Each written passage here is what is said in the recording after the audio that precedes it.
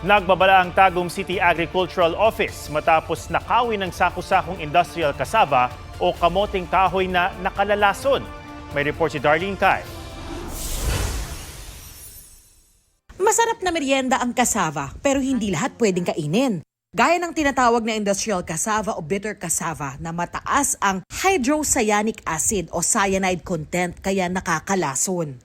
Mga industrial cassava na to, kaya mostly ginagamit for starch production, bioethanol, animal feed, and katong mga adhesive nga para sa ato ang mga textile industry, kanang mga glue.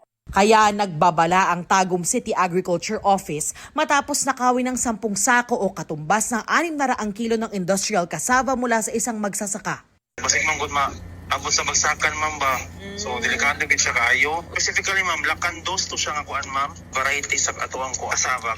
Para malaman kung industrial cassava, pwedeng tingnan ang dahon nito. Manipis at patulis daw ito at kadalasan din dark red o violet.